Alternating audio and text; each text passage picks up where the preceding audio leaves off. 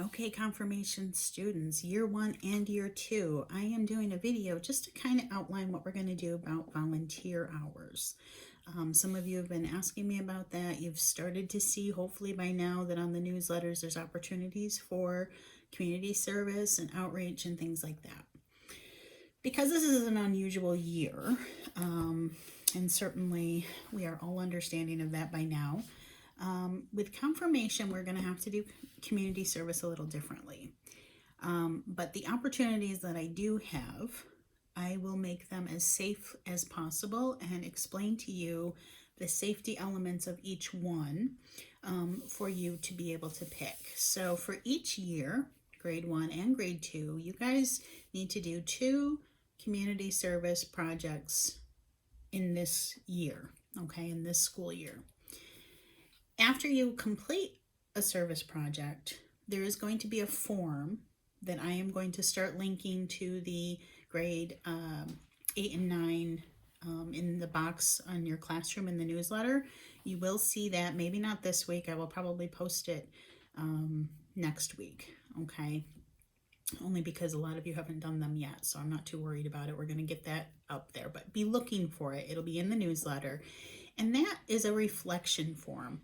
So the reflection form is going to say, what community service did you do?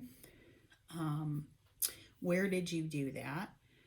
And, for now, either the parent or whoever's leading that, if you're doing one from home, and I'm going to explain that in a minute, then just a parent that can sign off on that and say that you did do it, or some verification. I'm not too hung up on that. The most important part of that sheet is the reflection piece. What prompted you to do that service? What did you expect? I mean, there's going to be point questions that I'm going to ask you in that to answer. So it's not like you have to write a full essay, but just a few quick questions like, how did this relate to what you're learning? Or what did you, was there anything that happened in that experience that you weren't expecting? Did something inspire you, etc., etc.? So you'll see that little form. When you fill that out, okay, 2 things. I want you to first save it to your own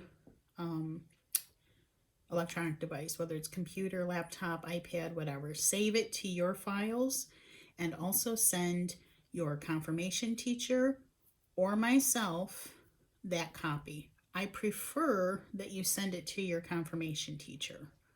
Okay, so if you have Mrs. Dean, you see her email right next to her name on that newsletter. Send her that sheet, and then she'll forward it to me. But that way you have everybody keeping track of that, okay? So like I said, you only need 2 in the whole faith formation year, because we know it's a year that there's a lot going on. As far as a home community service outreach, I completely understand if people don't want to do anything in the public domain at all. I get it.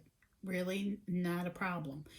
But there are things you can do from home without having any contact or being out and about.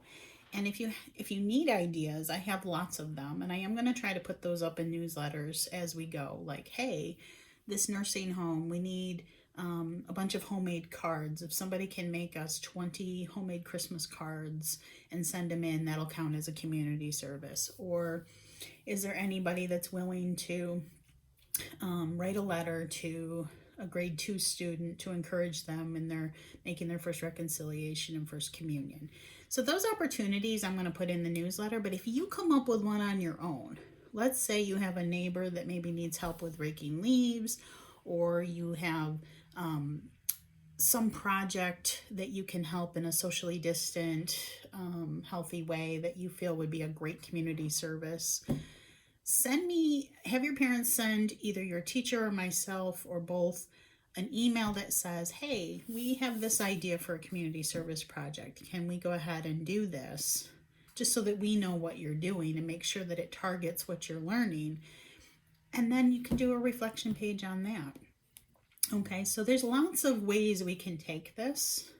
What's important is that you're connecting service to what you're learning. Confirmation is is a growing into adulthood with your faith, right? It's the beginnings of Catholic discipleship, and it's trying to reach out to people. And during a pandemic, right, though it's difficult, it's not impossible. And there's ways we can reimagine and think outside the box. And I look forward to that creative energy from people, because when we can't do things the way we've always done it, sometimes brilliant things happen. So get creative, think about. And also, I want it to mean something to you.